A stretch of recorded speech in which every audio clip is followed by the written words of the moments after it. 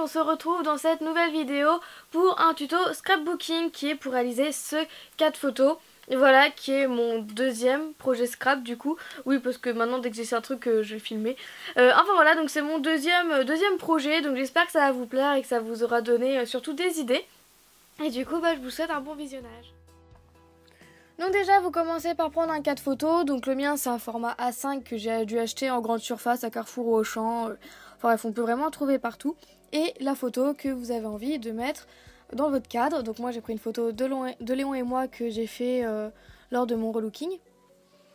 Et ensuite, vous allez enlever la vitre de votre truc photo et vous allez faire le patron sur une feuille qui va vous servir de fond. Donc moi, je décide de faire ça sur un fond blanc. Et ensuite, vous découpez, tout simplement.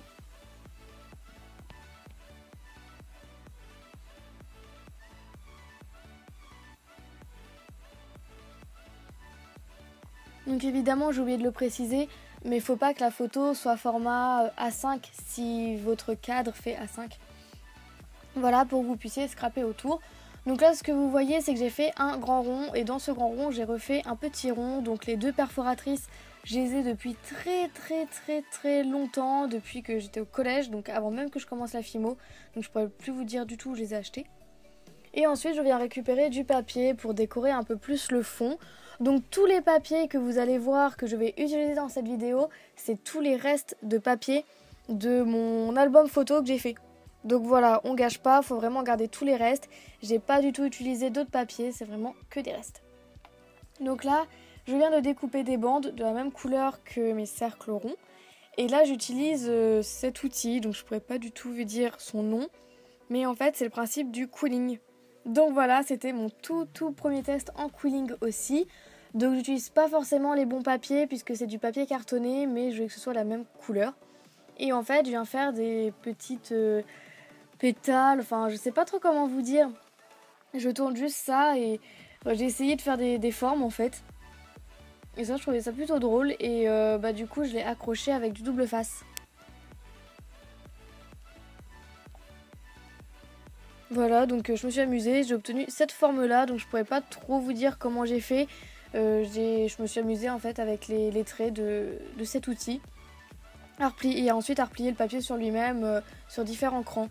Donc voilà, et puis vous en faites plusieurs. Ou vous pouvez faire d'autres décorations, hein. Vous n'êtes pas obligé de faire comme ça, si ça peut vous inspirer, tant mieux.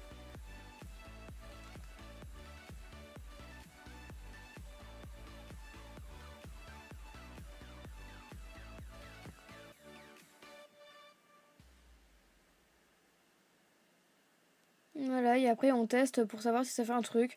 Donc moi, je me suis dit, bon en fait ça le fait avec plusieurs, donc du coup j'ai continué. Et en fait ça me fait penser un peu comme une rosace. Donc voilà, le résultat je le trouve plutôt pas mal. Et ensuite je les ai tous fixés avec du double face. Donc j'ai découpé aussi d'autres ronds comme vous pouvez le voir. Et ensuite je vais choisir mes emplacements pour le fond, la photo, le rond. Voilà, parce que je n'avais encore rien collé. Mais ce résultat là me plaisait vraiment beaucoup. Et du coup c'est là où j'ai commencé à tout coller. Donc j'ai encore utilisé du double face.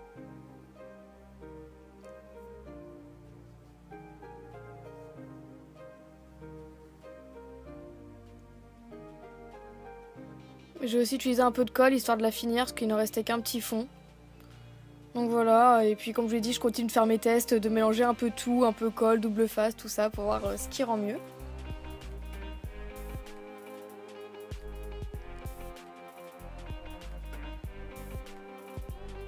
Donc voilà, une fois que vous avez tout collé, moi j'ai décidé de mettre un autocollant, n'importe quoi, un tampon pardon, et du coup je viens prendre un tampon que je viens ancrer en noir, parce que comme vous avez vu, je fais thème bleu, blanc, noir. Donc voilà, et je viens le positionner au-dessous. Et après je viens décorer un peu comme je veux. J'ai mis un petit collant papillon noir. Là je mets des petits espèces de strass ou demi-perles, je sais pas trop comment vous dire. Et aussi avec une perforatrice, j'ai fait des petits ronds. Voilà, comme le fond. Et là je viens les placer un peu partout.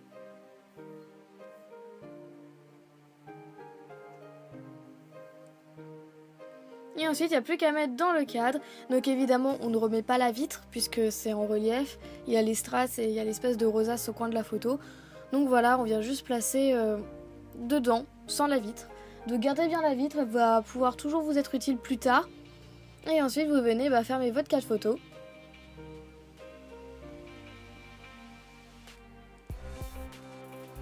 À l'endroit, évidemment, ce serait mieux, puisque là, on est en train de me voir galérer ce que j'avais mis à l'envers.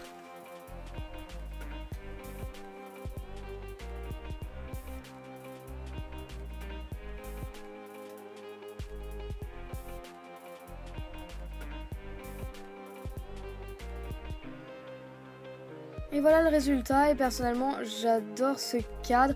Voilà, j'ai vraiment fait au feeling, j'ai absolument rien préparé. Voilà, j'ai fait ça tranquille, comme ce qui venait en fait. Et je trouve vraiment le résultat super beau. Et voilà, donc j'espère que ça vous aura inspiré et on se retrouve bientôt pour une nouvelle vidéo. Bisous!